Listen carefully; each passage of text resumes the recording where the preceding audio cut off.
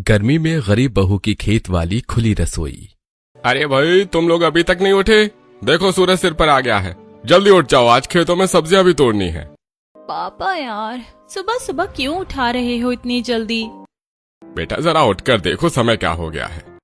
जैसे ही दिव्या आंख खोलती है, हे भगवान, इतनी तेज धूप निकल गई, कहीं 10 तो नहीं बज गए।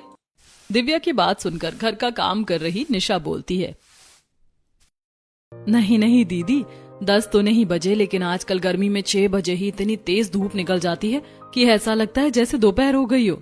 हाँ हाँ बेटा, ये तो तू सही कह रही है, पर चल अब ये घर का काम छोड़, इसे बाद में कर लेंगे, पहले खेत में चलते हैं। सरला की बात सुनकर निशा का मुंह बन जाता है, वो गुस्से में घर का काम छोड़ देती है। इधर दिव्या भी जल्दी से उठकर फ्रेश होती है। नितिन भी थोड़ी देर पहले ही उठा था। सब लोग खेतों में जाने लगते हैं। राजेश का एक छोटा सा खेत है जिसमें इन लोगों ने सब्जियां उगाई हैं। अरे भाई, सुबह सुबह देखो तो कितनी धूप हो गई है। इतनी धूप में खेतों का काम करना सच में बड़ा मुश्किल है।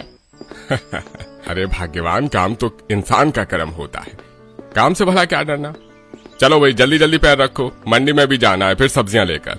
सब लोग आपस में बातें कर रहे होते हैं, लेकिन निशा अंदर ही अंदर जल रही होती है। इन लोगों को 6 बजे खेतों में भी गर्मी लग रही है, जबकि खेतों में तो चारों तरफ हरियाली है, पेड़ों की छांव है और पानी से भीगी हुई मिट्टी। मुझे देखो, खेत से जाने के बाद उस छोटी सी घुटन भरी रसोई में खाना बनाना पड़ेगा। अरे भाई, तुम क्या सोच रही हो? इतना धीरे क्यों चल रही हो? थोड़ा जल्दी चलो, आज पहले ही लेट हो गए हैं। नितिन की बात सुनकर निशा को और गुस्सा आ जाता है, लेकिन वो कुछ नहीं कहती। पूरा परिवार मिलकर खेत में पहुंच जाता है। सब लोग सब्जियां तोड़ने लगते हैं। पापा देखो तो, कद्दू कितने अच्छे लगे हैं, मोटे मोटे। रात में देखकर ऐसा लग रहा था जैसे कद्दू ज्यादा नहीं उतरेंगे, लेकिन देखो कितने बड़े हो गए हैं। अरे भाई, ये सब हाइब्रिड बीज का कमाल है, और ऊपर से हमारी ऑर्गेनिक खाद। हाँ पापा, देखो भिंडी भी कितनी लंबी और कच्ची है। ऐसी भिंडी की सब्जी तो बहुत अच्छी लगती है। तो भाई, हमारा तो खेत है, एक काम करते हैं निशा बहू, घर के लिए भी कुछ भिंडी तोड़ लेना, आज खाने में भिंडी ही बना लेना। निशा अपनी सास की बात सुनकर हाँ में हाँ मिलाती है और चुपचाप बैंगन, हरी मिर्च और भिंडी तोड़ने लगती है। पापा, सब्जियां तो अच्छी हो गई हैं, बस मंडी में इनके रेट भी अच्छे लग जाएं तो हमें अच्छा खासा मुनाफा हो जाएगा। हाँ हाँ बेटा, बस ऐसा ही होना चाहिए। पूरा परिवार मिलकर पहले सब्जियां तोड़ता है, फिर उन्हें पैक करके रखता है। राजेश और नितिन मंडी में सब्जी बेचने के लिए जाने लगते हैं। निशा, घर जाकर थोड़ा जल्दी खाना बना लेना, देखो आज तो चाय पीकर भी नहीं आए हैं। ये कहकर नितिन और राजेश मंडी में सब्जी बेचने के लिए चले जाते हैं। इधर दिव्या, सरला और निशा खेतों से घर आती हैं। दिव्या बेटा, मेरा भी पानी रख दे बाथरूम में, गर्मी से बुरा हाल हो गया और पसीने वाले कपड़ों में तो जरा भी देर नहीं रहा जाता। हाँ मम्मी, मैं पानी ला ही रही हूँ, आप थोड़ा जल्दी नहा लेना, मुझे भी नहाना है, आज तो सुबह सुबह ही थका दिया पापा जी ने काम कराकर। एक तरफ दोनों माँ बेटी खेत से आते ही सीधा नहाने लगती हैं, दूसरी तरफ निशा है जो अपने हाथ पैर धोकर रसोई में खाना बनाने लगती है। भगवान, इन भिंडी को काटने में ही आफत आ गई है, और अभी तो रोटी सब्जी सब कुछ बनाना है। इस रसोई में तो किसी दिन मैं बेहोश होकर गिर जाऊंगी।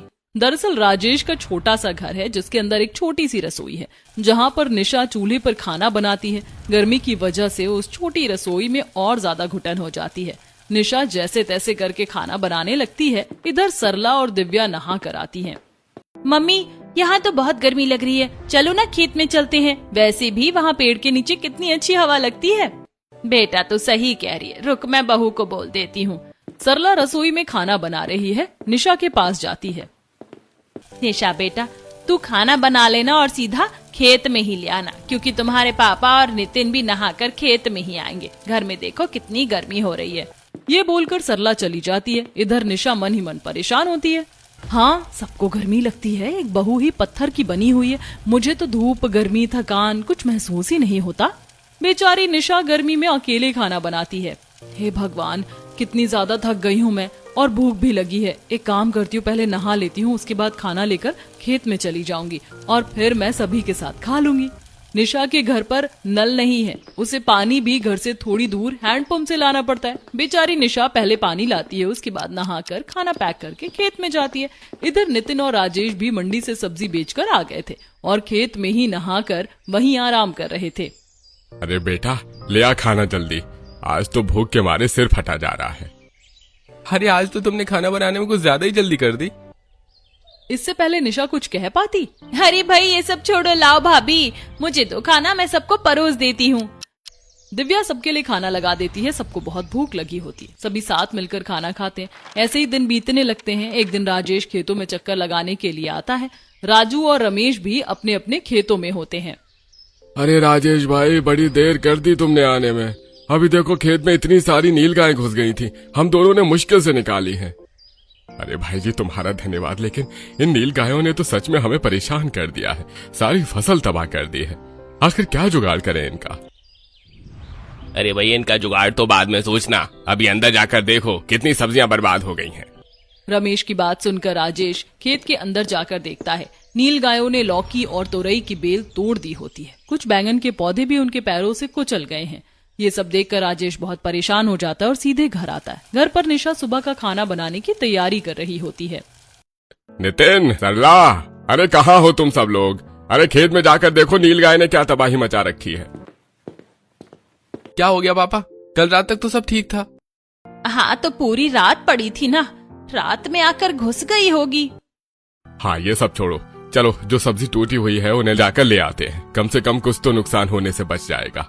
दिव्या और निशा कहाँ है? हम तो यही हैं। चलो भाभी खेत में चलते हैं, खाना बाद में बना लेना। सब लोग खेत में चले जाते हैं। भगवान, सुबह के वक्त तो इनके खेतों के काम खत्म नहीं होते और फिर दोपहर में मुझे खाना बनाना पड़ता है, वो भी इतनी गर्मी में। थोड़ी देर में सब लोग खेत में पहुंच जाते हैं। देखो तो कितनी अच्छी कच्ची कच्ची लौकी लगी थी और ये बैंगन के पौधे तो सारे ही कुचल दिए। हाँ मम्मी, लौकी के रेट तो मार्केट में बहुत ऊंचे चल रहे हैं और ये तो पूरी बेल ही तोड़ दी उन्होंने। अरे बेटा चलो कोई बात नहीं, जो हो गया सो हो गया। ये सब्जियां तो बिक जाएंगी, लेकिन ये सोचो आगे क्या करना है। क्या करना है पापा? मतलब जैसे राजू अंकल और रमेश अंकल ने अपने खेतों में बाढ़ लगाई हुई है, वैसे ही हमें भी लगानी पड़ेगी। हाँ हाँ बिल्कुल, दीदी सही कह रही हैं। ऐसे तो ये हमारी पूरी फसल तबाह कर देंगे। भाई पहले तो इन सब्जियों को ठिकाने लगा दे, उसके बाद सोचेंगे क्या करना है। पूरा परिवार मिलकर पहले सारी सब्जियां तोड़ता है। राजेश और नितिन उन सब्जियों को मार्केट में बेच कर आते हैं। इधर निशा रसोई में खाना बना रही होती है। निशा बहू, अभी तक खाना नहीं बना क्या? देख तेरे पापा और नितिन मंडी से वापस भी आ गए। मम्मी बना ही रही हूँ, गर्मी देखो कितनी हो रही है। आधे घंटे के काम में 2 घंटे लग जाते हैं, ऊपर से अकेले भी तो बनाना पड़ता है। सरला निशा की बातों को नजरअंदाज करके वहाँ से चली जाती है। फिर सब लोग नहाकर दोबारा खेत में जाकर बैठ जाते हैं। इधर पसीने में लथपथ निशा सारा खाना बनाती है। हे भगवान, इस गर्मी से छुटकारा कब मिलेगा? आखिर क्या करूं मैं, कहाँ जाऊं? ज्यादा गर्मी की वजह से निशा बहुत ज्यादा परेशान हो जाती है और उसका हाथ भी जल जाता है। भगवान, मेरा तो हाथ जल गया, कितनी जलन हो रही है। यहाँ तो चाहे मैं अकेले जलकर मर भी जाऊं, इन्हें तो जरा भी भनक नहीं पड़ेगी। इनको ज्यादा गर्मी लगती है तो खुद खेत में जाकर बैठ जाते हैं। निशा जैसे तैसे करके खाना बनाती है और खेत में लेकर जाती है। सब लोग खाना खाने लगते हैं। अरे भाई ये कैसा खाना बनाया तूने, इसमें तो कोई स्वाद ही नहीं है। हाँ, और रोटी देखो कितनी सख्त है, तोड़ने से भी नहीं टूट रही। आप लोगों को खाने के स्वाद की पड़ी है, लेकिन देखो मेरा हाथ जल गया। उस रसोई में इतनी घुटन होती है कि किसी दिन मैं बेहोश होकर गिर जाऊंगी। ऊपर से कोई भी एक वक्त के खाने में मेरी मदद नहीं करता। निशा का फ्रस्ट्रेशन आज उसकी जुबान पर आ जाता है। उसकी बातें सुनकर नितिन गुस्सा हो जाता है। निशा, तुम्हें होश भी है? तुम कैसी बातें कर रही हो मम्मी पापा से? हाँ हाँ मुझे पूरा होश है। एक दिन उस रसोई में खाना बनाकर देखो, उसके बाद बताना कि गर्मी में खाना बनाकर प्यार से बातें कैसे होती हैं। निशा खाना भी नहीं खाती और गुस्से में वहाँ से चली जाती। आज पहली बार निशा का दर्द इन लोगों को समझ आता है। सब लोग चुपचाप खाना खा लेते हैं। बहू सही तो कह रही थी, इतनी गर्मी में खाना बनाना बहुत मुश्किल है। हाँ सच में, वो रसोई भी तो बहुत छोटी है और ऊपर से हमारे पास गैस चूल्हा भी नहीं है। हमें कुछ तो करना चाहिए। हमारी बहू ऐसे घर में खाना कैसे बनाएगी? हाँ भाई तुम सही कह रही हो, हमें कुछ तो सोचना पड़ेगा। दोनों पति पत्नी इसी बारे में बातें करते रहते। देखते ही देखते शाम हो जाती है। शाम को राजेश और सरला जब खेत के छप्पर के पास खड़े राजू के खेत में रखी एक मशीन पर पड़ती है। अरे राजू भाई, ये आपने खेतों में कैसा छप्पर लगाया हुआ है? अरे भाई, इसमें खेत से भुट्टे भून कर खा लेते हैं। मेरा पूरा परिवार यहीं बैठकर आग जलाता है और भुट्टे खाता है। ये तो बढ़िया जुगाड़ है जी। क्यों ना हम भी अपनी बहू के लिए ऐसा ही छप्पर वाली रसोई बना दे, नीचे एक चूल्हा रख लेंगे। हाँ कह तो तुम सही रही हो, बहू को उस घुटन वाली रसोई में खाना नहीं बनाना पड़ेगा। दोनों पति पत्नी इस बात पर सोचते हैं और उन्हें ये जुगाड़ बहुत पसंद आता है। वे उसी शाम एक छोटा सा छप्पर बनाने लगते हैं। थोड़ी ही देर में छप्पर बनकर तैयार हो जाता है। लो जी, छप्पर तो तैयार हो गया। अब 4 बड़े बड़े डंडे यहाँ गाड़ देते हैं, उसके ऊपर ये छप्पर रख देंगे। अरे मैंने पहले से ही डंडे काट कर रखे हुए हैं, वही यहाँ पे काम आ जाएंगे। राजेश चारों डंडे उठा कर लाता है। दोनों उन्हें मिट्टी में गाड़ कर ऊपर छप्पर रख देते हैं। छप्पर में इन्होंने सूखे फूस का इस्तेमाल किया होता है। चलो जी, हमारी बहू की छप्पर वाली खुली रसोई बनकर तैयार हो गई। कल जब यहाँ खाना बनाएगी तो खुश हो जाएगी। ये देखकर राजेश भी खुश होता है। शाम को दोनों घर आ जाते हैं। घर आकर ये रसोई के बारे में किसी को कुछ नहीं बताते। इधर निशा ने भी सबके लिए खाना बना दिया था। सब लोग एक साथ बैठकर खाना खाते हैं और सो जाते हैं। अगली सुबह, अरे भाई जल्दी चलो, आज खेतों के चारों तरफ बाड़ बनानी है, कहीं ऐसा ना हो कि नीलगाय फिर से फसल खराब कर दे। पूरा परिवार खेत में जाने के लिए तैयार हो जाता है, लेकिन तभी निशा बोलती है, मैं या तो घर का काम करूंगी या खेत का। खेत से 12 बजे आकर घर की छोटी सी रसोई में खाना बनाना मेरे बस की बात नहीं है। अरे बेटा, तू एक बार हमारे साथ खेत में तो चल, आज तुझे इस रसोई में खाना नहीं बनाना पड़ेगा। राजेश की बात सुनकर निशा हैरान हो जाती है। क्यों, आज हम खाना नहीं खाएंगे क्या? बेटा, ये तो तुझे खेत में जाने के बाद ही पता चलेगा। मम्मी पापा, ऐसा क्या सरप्राइज प्लान किया है आप लोगों ने भाभी के लिए? हाँ भाई, सच में मुझे भी जानना है। सब लोग हंसी मजाक करते हुए खेत में पहुंच जाते हैं। खेत में छप्पर और उसके नीचे बनी रसोई को देखकर निशा खुश हो जाती है। अरे वाह, ये आप लोगों ने कब किया? यहाँ तो खाना बनाने में मजा आएगा, गर्मी भी नहीं लगेगी मुझे। हाँ सच में, ये तो चारों तरफ से खुली है, ऊपर से नीचे मिट्टी भी डली है। यहाँ तो खाना बनाने और खाने दोनों में आनंद आएगा।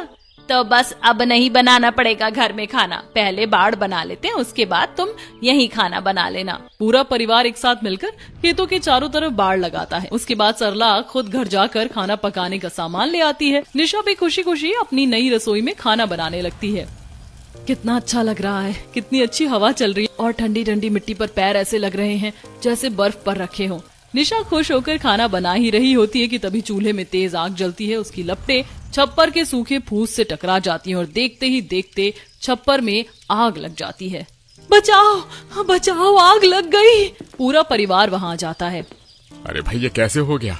नितिन, दिव्या, जल्दी पानी लाओ। सब लोग मिलकर पानी से छप्पर की आग बुझाने लगते हैं। तभी पड़ोसन पिंकी और रमेश अपने खेत से भागकर वहां आते हैं। अरे भाई, ये सब कैसे हो गया? भला खेतों में भी कोई रसोई बनाता है क्या? ऐसे जुगाड़ करोगे तो यही सब होगा। पड़ोसी इन पर हंसने लगते हैं, लेकिन पूरा परिवार कुछ नहीं कहता। सबके जाने के बाद सभी लोग निशा पर गुस्सा करते हैं। भाभी, देखा आपकी वजह से कितना बड़ा नुकसान हो सकता था। अगर खेतों में भी आग फैल जाती तो? तुम्हें ज्यादा गर्मी लग रही थी खाना बनाते हुए, सब लोग अपने घर पर ही खाना बनाते हैं। पूरा परिवार छप्पर में लगी आग का दोष निशा के सिर पर डाल देता है। बेचारी निशा कुछ नहीं कहती और चुपचाप आकर उस छोटी सी रसोई में खाना बनाने लगती है। मेरी किस्मत में ठंडी रसोई है ही नहीं, मुझे तो इसी छोटी सी रसोई में घुट घुट कर मरना होगा। हर बार की तरह निशा पहले खाना बनाती है, फिर सबके लिए खेत में लेकर जाती है। अब ऐसे ही दिन बीतने लगते हैं। छोटी सी रसोई में उसे बहुत गर्मी लगती है, लेकिन अब वो कुछ कह भी नहीं सकती क्योंकि खेत में पहले ही बवाल हो चुका था। ऐसे ही एक दिन निशा खाना बना रही होती है, तभी निकिता वहां आती है। निशा, निशा, कहाँ हो तुम? अरे भाई, तुम कह रही थी ना कि तुम्हें ये वाली साड़ी अच्छी लग रही है, मेरे पास इस रंग की 2 हैं, एक तुम रख लेना। निकिता बाहर से ही निशा से बातें करते हुए अंदर आती है। रसोई में निशा को हांफते हुए देखकर वो घबरा जाती है। अरे भाई, क्या हुआ तुम्हें? तुम तो बहुत हांफ रही हो, चलो निकलो यहाँ से।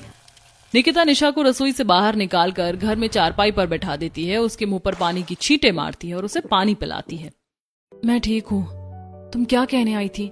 वो सब छोड़ो, लेकिन तुम ये तो बताओ कि इतनी गर्मी में तुम खाना कैसे बनाती हो? तुम्हारा वो खेत है ना, वहीं पर बना लिया करो। अरे बहन, क्या बताऊं, खेत में बनाकर देखा था। मेरे ससुर ने छप्पर वाली रसोई बनाई थी, लेकिन पहले ही दिन उसमें आग लग गई। पहले तो गुस्सा भी कर लेती थी, लेकिन अब वो भी नहीं करती क्योंकि सबने दोष मेरे सिर पर ही रख दिया था। तो तुम्हें छप्पर वाली रसोई बनाने को कह कौन रहा है? तुम्हारे खेत में तो वैसे भी इतना घना नीम का पेड़ है, तुम उसके नीचे खुले में ही मिट्टी का चूल्हा रख लो, आराम से खाना बनाना। हाँ, कह तो तुम सही रही हो, चलो मैं बात करूंगी। निकिता थोड़ी देर बातें करती है और साड़ी देकर वहां से चली जाती है। निकिता के जाने के बाद बात तो सही है, नीम के नीचे खुले में रसोई की जा सकती है, लेकिन उससे पहले अगर मैं इन लोगों से खेत में रसोई की बात कहूंगी तो ये मेरी बात नहीं मानेंगे। मुझे ही कुछ करना पड़ेगा। थोड़ी देर बैठने के बाद निशा जब खाना बनाने जाती है आइडिया, क्यों ना मैं इस चूल्हे को ही फोड़ दूं। जब चूल्हा ही नहीं रहेगा तो रसोई में खाना कैसे बनेगा। निशा जानबूझकर चूल्हा फोड़ देती है। इधर जैसे ही घर वाले खेत से वापस आते हैं, बहू क्या कर रही हो, खाना नहीं बना क्या अभी तक? मम्मी कैसे बनाती खाना, आज तो सारा चूल्हा फूट गया, देखो तो इसमें बिल्कुल भी आग नहीं जल रही। बेटा ये तो सच में फूट गया है, तुम एक काम करो, आज तो चूल्हा संभाल लो, मैं कल ही मिट्टी का नया चूल्हा बना दूंगी।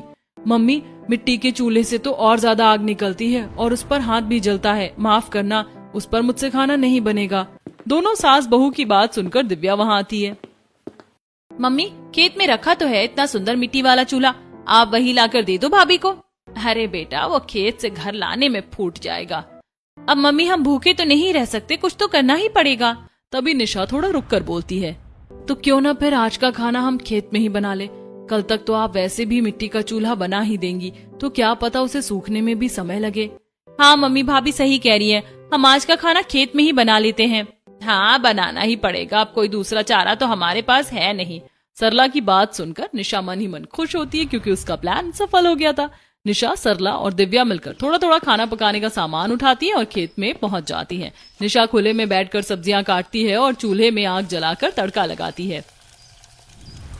निकिता ने तो बहुत अच्छा आइडिया दिया, सच में, ना तो छप्पर में आग लगने का डर और ना कुछ। कितना बढ़िया मौसम है, खाना बनाने में भी मजा आ रहा है। निशा खाना बनाती है, आटा लगाकर रोटियां सेकती है, इधर दिव्या सबको खाना परोसने लगती है। अरे वाह भाई, आज तो मजा ही आ गया।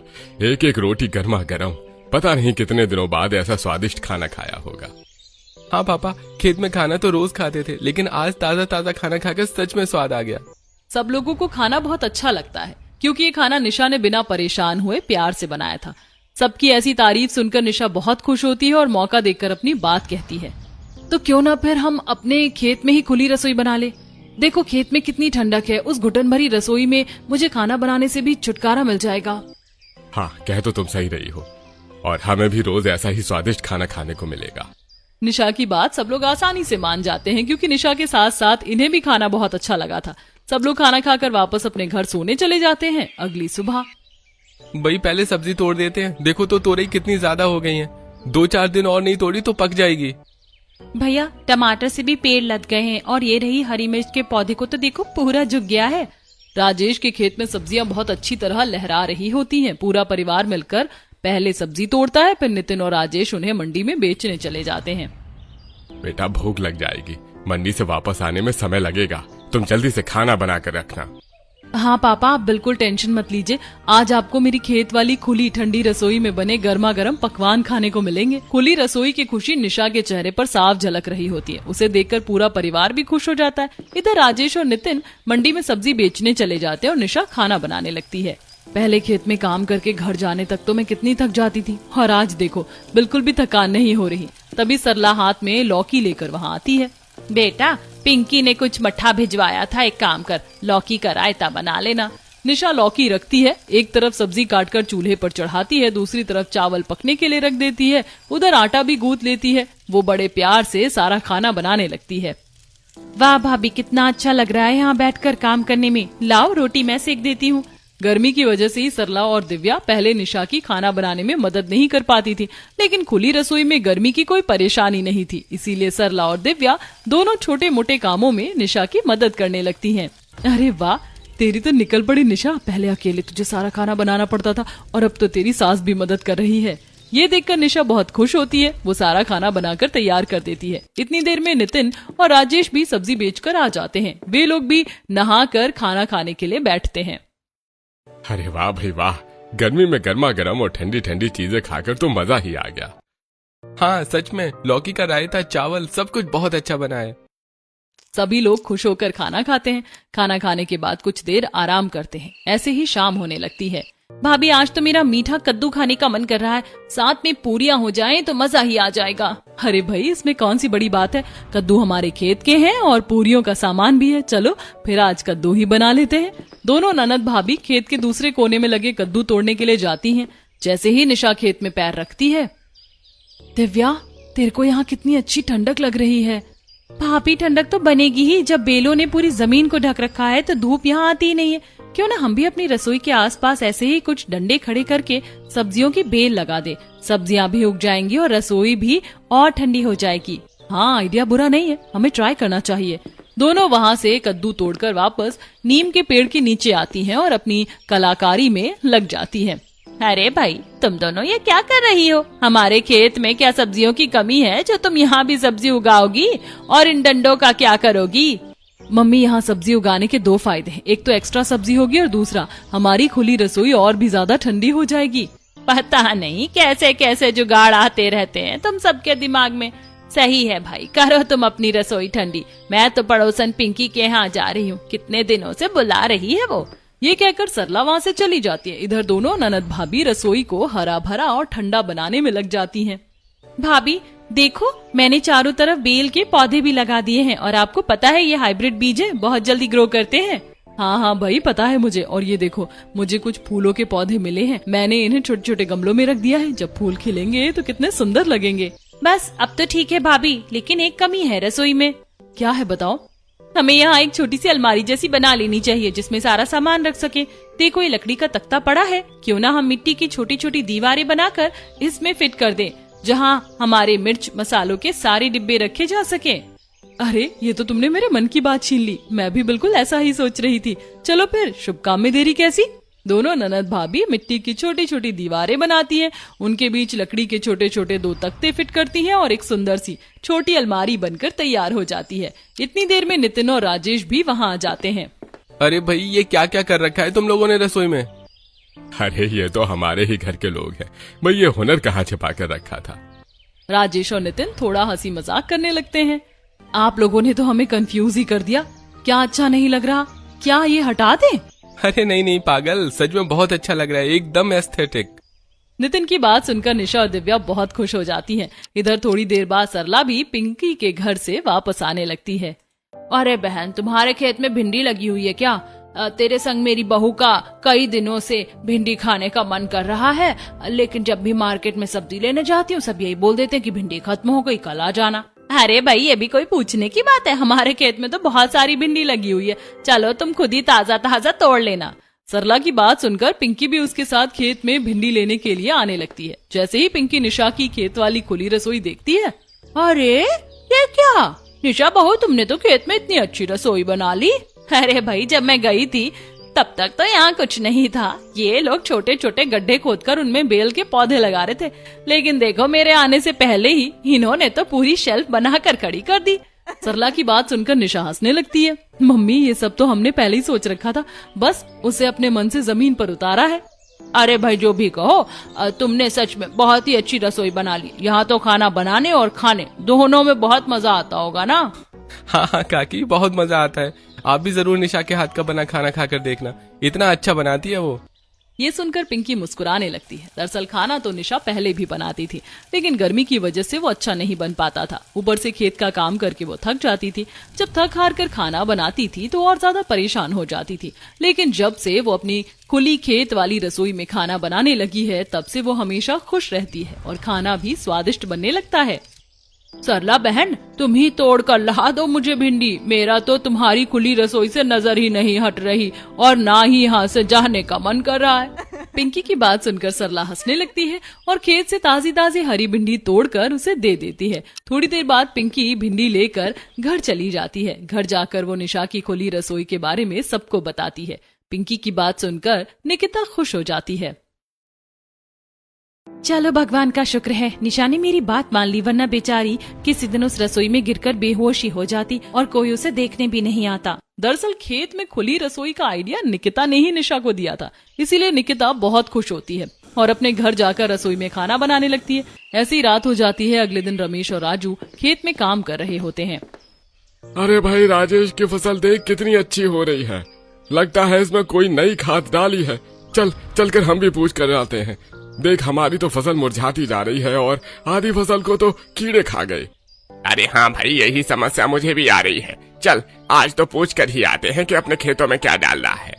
दोनों पड़ोसी अपने खेतों से राजेश के खेत में जाते। राजेश अपने पूरे परिवार के साथ खाना खा रहा होता है और निशा उन्हें एक एक रोटी बनाकर दे रही होती है। अरे भाई, ये क्या, तुमने तो इतनी अच्छी रसोई बना ली। भाई साहब, मेहनत तो हर जगह रंग लाती है। आप लोग उस दिन कैसे हंस रहे थे जब हमारे छप्पर में आग लगी थी, लेकिन अब हमारी बहू ने इतनी अच्छी खुली रसोई बना दी, तो देखो आज आप लोग ही तारीफ कर रहे हैं। सरला की बात सुनकर दोनों शर्मिंदा हो जाते हैं। बहन जी हमें माफ कर दो, हमें उस दिन ऐसे नहीं हंसना चाहिए था। अरे भाई कोई बात नहीं, आओ बैठो हमारे साथ खाना खाओ। जरा हमारी खुली रसोई में हमारी बहू के हाथ का खाना खाकर तो देखो। अरे नहीं नहीं, आप लोग खाओ, हम तो खा कर आए हैं। अरे भाभी, आप चाचा को ठंडी ठंडी मसाला छाछ तो पिलाओ। चाचा पी कर देखो, भाभी कितनी अच्छी मसाला छाछ बनाती हैं। दिव्या की बात सुनकर निशा 2 ग्लास में राजू और रमेश को छाछ डाल कर देती है। निशा ने अपनी खुली रसोई में कुछ मिट्टी के बर्तन भी रखे हुए हैं। वो उन्हीं बर्तनों में दही जमाती है और उससे कभी छाछ तो कभी रायता बनाती है। इस तरह वो अपनी खुली रसोई में ठंडे ठंडे पकवान तैयार करती है। अरे भाई ऐसी छाछ तो मैंने कभी नहीं पी, ये तो सच में बहुत अच्छी बनी हुई है। बेटा कैसे बनाई है, जरा हमें भी बताना, मैं भी घर जाकर बनवाऊंगा। रमेश की बात सुनकर सब लोग हंसने लगते हैं। तभी रमेश थोड़ी देर राजेश से बातें करता है। राजेश भाई एक बात तो बताओ, तुम्हारी सब्जियां कितनी अच्छी लग रही हैं और इन पर कोई कीड़ा भी नहीं आया। आखिर तुम अपने खेतों में कौन सी खाद डालते हो? रमेश की बात सुनकर राजेश और नितिन हंसने लगते हैं। अरे चाचा, हम तो अपने खेत में कोई केमिकल डालते ही नहीं है। ये सब ऑर्गेनिक खाद है। कुछ हम घर पर बनाते हैं और कुछ हमने पैसों से खरीदी है। ये सुनकर रमेश और राजू हैरान हो जाते हैं। अरे भाई कैसे बनाते हो, कहाँ से करते हो, हमें भी बताना। नितिन और राजेश रमेश और राजू को पूरी विधि बताते हैं। इस तरह वे लोग खुश होकर वहाँ से चले जाते हैं। अब ये लोग भी पूरे गांव के सामने निशा की खेत वाली खुली रसोई की तारीफ करने लगते हैं। वहीं दूसरी तरफ पापा देखो तो कितनी ज्यादा सब्जी लग गई है, लेकिन 2 दिन से इतनी बारिश हुई है कि मंडी का पूरा रास्ता रुका पड़ा है। अरे बेटा, फिर क्या होगा, अगर ये सब्जियां तोड़कर मंडी में नहीं बेची गईं तो खराब हो जाएंगी। हाँ वही मैं सोच रहा हूँ, अब हम इतनी सब्जियों का क्या करेंगे। मैं तो सोच रहा हूँ कि इस बार सब्जियों का सीजन अच्छा निकल जाएगा तो हम थोड़ा सा अपना घर सुधार लेंगे। हाँ यही सोच रहे थे हम, लेकिन सोचा हुआ भगवान पूरा कहाँ होने देते हैं। पूरा परिवार इसी बात को लेकर परेशान हो जाता है और रात को सो जाता है। अगली सुबह निशा की ठंडी और खुली रसोई देखने के लिए गांव वालों की भीड़ लग जाती है। अरे देखो तो कितनी खूबसूरत रसोई बनाई है, सच में ऐसा मन कर रहा है कि मैं भी यहीं पर चूल्हा बनाकर खाना बनाने लगूं। हाँ बहन सही कह रही हो, देखो तो रसोई के पास ही कितनी अच्छी लौकी, कद्दू और तोरई लटक रही है। मैं तो आज की सब्जी यहीं से लेकर जाऊंगी। हाँ बहन, मैं भी यहीं से सब्जी खरीदूंगी। एक एक करके गांव वाले निशा की खुली रसोई देखने के लिए आने लगते हैं और साथ ही सब्जियां भी खरीदने लगते हैं। अरे नितिन बेटा, जरा 1 किलो भिंडी, 1 किलो टमाटर, कद्दू, तोरई और लौकी तौल देना। काकी इतनी सारी सब्जी एक साथ क्यों ले जा रही हो, रोज ताजा ताजा लेकर खा लेना। अरे नहीं भाई, आज मैं अपने घर जा रही हूँ तो सोचा वहाँ के लिए भी ले जाऊँ। सच में तुम्हारी सब्जियाँ बहुत अच्छी लग रही हैं।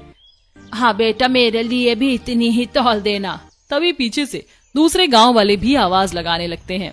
भैया मेरी मम्मी ने भिंडी मंगवाई है, हमारे लिए भिंडी दे देना और साथ में मिर्च भी। गांव वालों की इतनी लंबी लाइन देखकर निशा बहुत खुश होती है। दीदी ग्राहक तो बहुत ज्यादा हो गए, लगता है हमें भी मैदान में आना पड़ेगा। हाँ भाभी सही कह रही हो, तो फिर देर किस बात की। अब दोनों ननद भाभी भी गांव वालों को ताजी ताजी सब्जियां तोड़कर देने लगती हैं। देखते ही देखते राजेश की सारी सब्जियां बिक जाती हैं। काका मुझे तो शिमला मिर्च लेनी थी, खत्म हो गई क्या? अरे बेटा अब तो खत्म हो गई, दूसरी अभी अभी छोटी लगी है, 2-4 दिन बाद बड़ी हो जाएंगी तब ले जाना।